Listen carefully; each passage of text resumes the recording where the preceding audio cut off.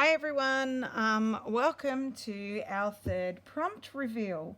So this fortnight's prompt for the Christmas journal, the prompt is a Christmas tree, and for the winter journal, the prompt is a snowflake.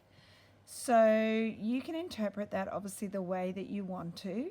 I'm going with the Christmas tree. I'm kind of sticking with the Christmas prompts at the moment. And I think Rachel will let you know, but I have a feeling she might be doing the Christmas tree as well. If you want to do the winter theme, you could do a snowflake or snowflakes or snow, whatever you decide, interpret that the way you will. So the other thing that I will reveal is this month's theme, so feature theme. By the way, I haven't done my tag yet, I have to confess. I will get to that. My inspiration hasn't quite struck me yet. I was going to do it on the weekend, but I've been helping my son with a project for school and we had a lot of sport as usual. So I just haven't quite got my head around how I'm going to do that. But I will get to that. So anyway, back to the monthly feature theme. So the feature theme is either you can do a cluster or a tab. So we are going to do separate videos on our cluster or tab features. That's something that we've decided to do. But I will just give you a little bit of an idea of what a cluster or a tab could be. So firstly, I'm going to show you the tab. So in my Journal of Stitchery Volume 1, I actually did a tab on my title page. So this here is a little tab. So it's like layers of fabric all stitched together with some buttons and lace and like little netting, and then I did a little bit of lace on the back and some stitching, and then I folded it down and I've stitched it as a tab that comes off the side of your page. So you could do a tab on the top, you could do it down the side, you might even have, you could even do a tag that has a tab at the top that you pull the tag out, or a little flip that you pull out with the tab, a long tab, a short tab, tabs on every page, whatever you want. And then to give you an idea of what a cluster would be, basically would be layering up, and I'm just going to totally make this up, wing it on the spot, would be layering up, and I'll just find some scraps of fabric. So if I get a little scrap like this and I just tear it up, I've got lots of frayed edges, but that's good. Somewhere on my page is I might do, just trying to find what I've got on hand, little bits of layering. I know I've got scraps. Now these won't necessarily go together. I'm literally just grabbing scraps to show what a cluster could be. It's a cluster of fabrics and bits and pieces. So I might continue to layer up. What else have I got here? These aren't going to go well together, but I'm just giving you an idea. Scraps on the side of my desk. So if I lay it up, lots of different bits and pieces. I think I might even chuck a piece of lace on top, and then I might have a little feature, maybe some buttons, some stitching, and I lay it up a little cluster of fabrics. That could be a cluster. Now obviously a cluster can be big, small, little one on the side. You could do a cluster that you turn into a tab. That could look quite pretty off the side. Totally up to you. So when we do our feature themes, that would actually go, I don't actually mind those layers of colours together. When we do our feature themes, our tab or our cluster, we will put that into a separate video once the motivation strikes us. And when I do get my motivation, or my ideas, not my motivation, but my ideas for my my tag, I will do that as well, and I'll put that in a separate video. I actually don't mind those colours, bit of neutrals, bit of greens. Might keep that to the side in case I want to use that. So I'm going with the Christmas theme, and what I want to do, this is a piece of my vintage fabric, but what I'm doing is I'm using some of lovely Debbie's fabrics that she sent me from Luworth Blue on Etsy. I will link her at the bottom, her shop. I got a beautiful box of her goodies recently, including this gorgeous, oh my God, like how delicious, how beautiful is that lace. You have the best stuff in the world, Debbie. I love all your stuff. So I've got wonderful things from Debbie which I want to use on this month's block, and then I've got a piece of old linen. This was actually from a linen old linen bag, laundry bag kind of thing. So I'm going to stitch these down. I was thinking I might not do cantha stitching. I feel like I do that all the time. So I want to try and do something different. I might just do like the kind of invisible stitch or just stitching around the edge or running stitch. So I think I have a strip of red down there. I love this striped fabric. That's really soft, this fabric, which I've roughly cut, which I'm going to stick there. And then I love this. This is a piece that I've ripped off of some of the fabric Debbie gave me, and I love those flowers. So what I'm thinking for this month, or this fortnight, is that my Christmas tree is going to sort of be a little bit to the side, something there. I've kind of got an idea for that, but I will come back and show you the Christmas tree next week. So my plan is to stitch these down. I'll show you in a minute how I'm going to do that. I might just pin them in place so they don't move around, because I just want to show you one other thing I'm thinking about. Now, I did mention, I think in one of my videos, that I was thinking of doing some larger pages, because I feel like I like small pages and I love small books, but sometimes I want a bit more space to work with, to sort of be creative and do some embroidery and stuff like that. So I was thinking of going for a bigger book. Now, I'm going to show you the book I was thinking, but I did pull it out a minute ago and I kind of feel like that one is too big.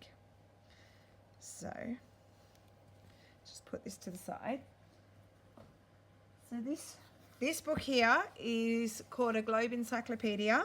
Globe Encyclopedia. You see that? Globe. Volume 1.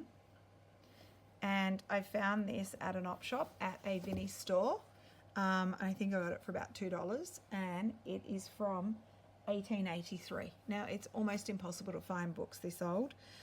You can see it probably is cheap because there's damage to it. So there's damage on the front and on the back. But I love the spine. The only thing I'm thinking, these were my original pages. They are now really tiny. Can you see? Really, really tiny. So I might still go with this book. I'm not decided yet. What I thought I might do is just keep making blocks. I'm going to make them all different sizes, and then I'm going to make it work.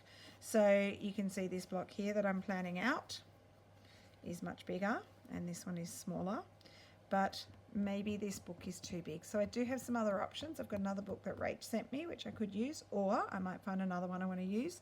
I'm not going to worry about my book size, because I can always find one that I can make work later on. So I'm just going to explain to you how I'm going to make my different page sizes work. So just like you have in a junk journal, I'm just going to grab one that Rach made for me and show you.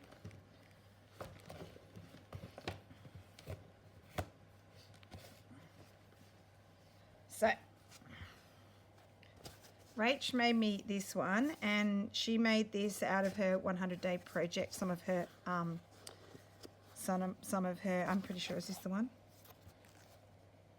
Ooh, yes, no, I can't remember. Anyway, she made me this one, and it's a lovely journal with some beautiful linen down the side and lace all over it. And I'm going to show you how I'm going to make my different pages work. So when you open up the journal, you will see that the pages are actually different sizes. So if you can see there, this page is smaller than the front page. I think this was 100-day project things. I think she's made a journal and put bits and pieces in. I don't know, but Rachel's journals are amazing. I'm lucky that I have easy access to them. Thanks, Rach. I've got a few of Rachel's journals, but you can see that pages in junk journals are different sizes. So that's kind of my plan, is that my pages in my Journal of Stitchery number 2, I'm going to do them different sizes. So some will be bigger, some, yes, I think this was her thing. I remember the fish. Some were bigger, some will be smaller. Okay, so that's what I'm thinking I'm going to do. Just pop the journal away, pop it over here. So in my book, I might have, this page will be a signature of 4, that will be larger, and then this one might sit on the inside, which is smaller, etc. So I'm not going to worry about my page sizes. I'll do them randomly, and then I'll work it out at the end. You can always do things like, these are more lovely Debbie's fabrics. I'm pretty sure these ones are.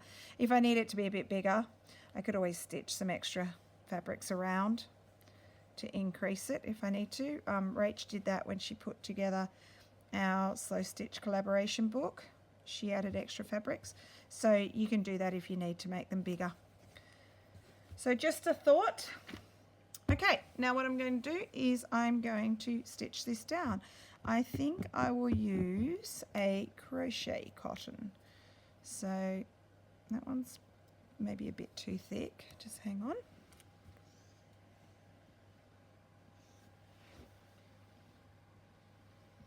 Okay, I'm going to use this one. It's just an old anchor one, I think.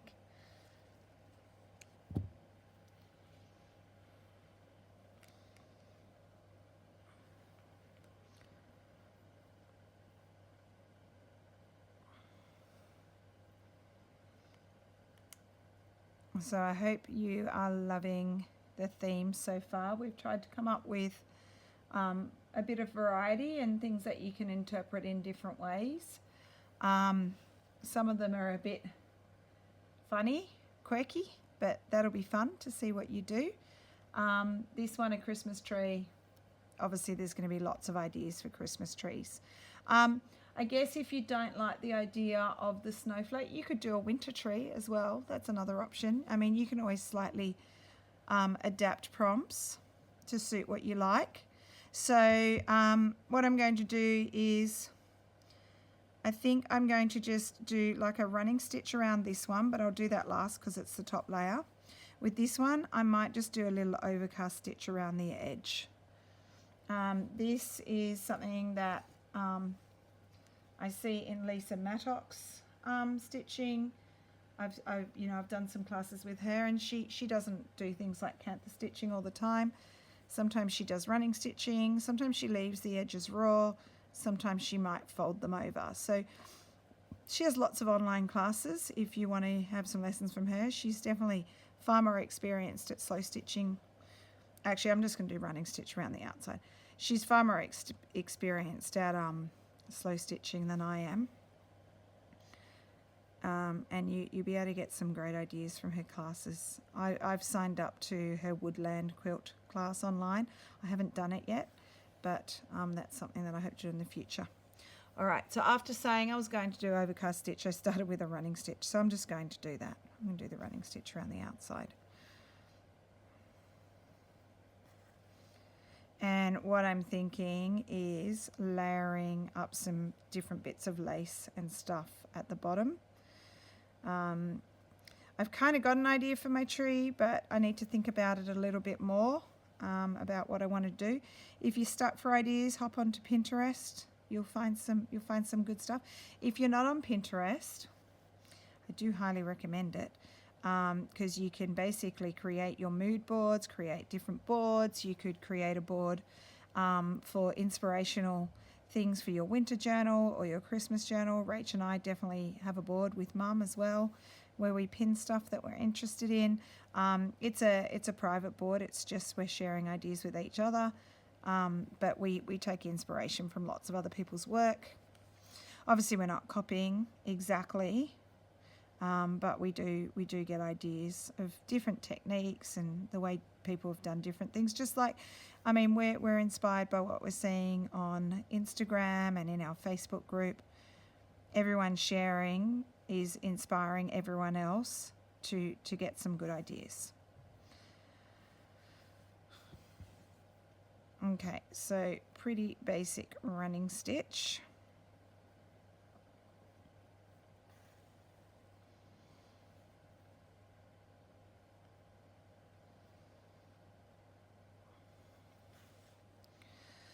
Okay, I don't think my video is going to be super long tonight. All I'm doing is just looking at my background.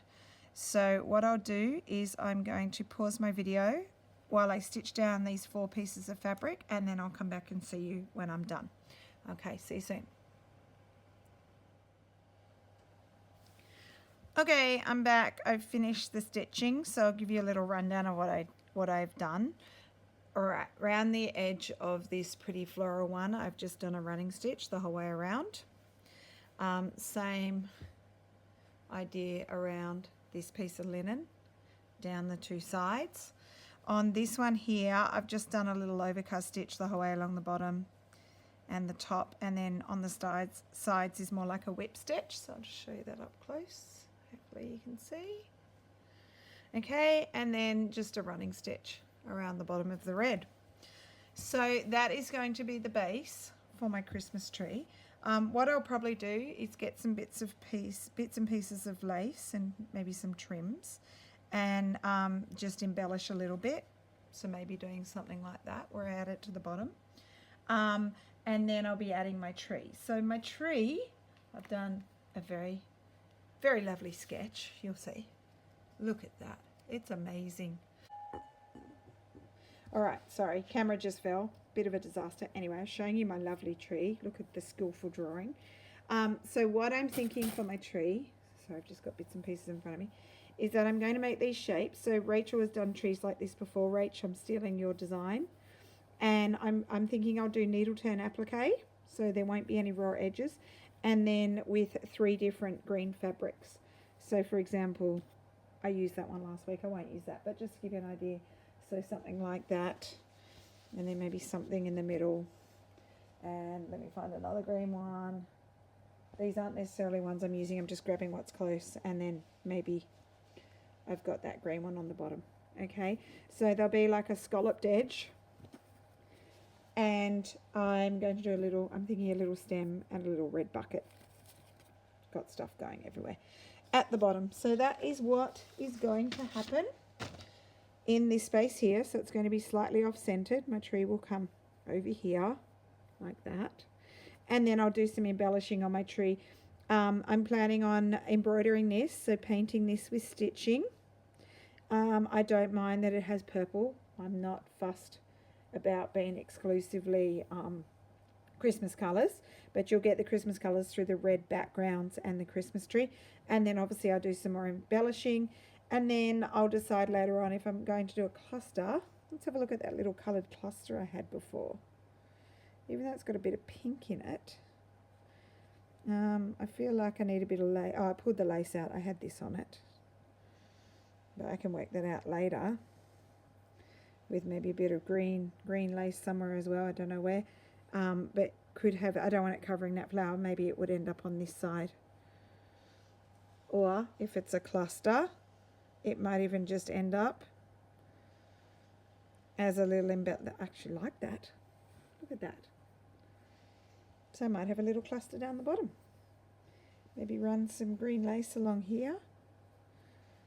Just playing around with some ideas. I actually like that. I'm going to keep that like that, and that might end up being my cluster. But anyway, that's for a separate video. I'll be working on my tree next. So I hope you like the theme. I think I said that before. I'm looking forward to seeing what ideas you come up with. I'm pretty sure by the morning, it's nighttime here in Australia, I'm pretty sure by the time I wake up, there'll be some ideas already. Sorry, the one last thing I did want to show you, just got to open my phone up. Rach and I refer to Debbie all the time, and I want to show you her on Instagram. She's known as Dollshouse Vintage, and I just want to show you her. This is where I got most of my fabrics from. So Debbie, Dollshouse Vintage, just focus. There we go. And she has an Etsy store, which is, I think, is it Lulworth Blue? I would call it Lulworth Blue, but I think it's Lulworth Blue. That's why I refer to her as that often, because that's her Etsy store. I'll link it at the bottom, and her name is Dollshouse Vintage and Debbie. And she has the most gorgeous bits and pieces. Like, look at these lovely kits. Like, yummy, yummy, yummy. I even love, look at those bright ones. It's very me. And look at all those bits and pieces she's found recently. That'd be really interesting to put a lot of those little trinkets into your slow stitching. Gorgeous. So if you are looking to find some old bits and pieces. Debbie, oh, magazine, love it. We collect that magazine as well. Rach and Mum and I, we all get that magazine. It's the best. It's Country Living Vintage Home. Hang on, I think mine are close by. I'm going to show you them. I'm sorry, I'm going to enable you again. So, have I shown you these before? They're so inspirational. So there's only 3 editions that I have, but I believe a 4th one has just come out. It comes out once a year. It's by the English Country Living. I can find these in Australia. It's hard to find them, but we have found them here. They do only come once a year, so we do have to keep checking the newsagent.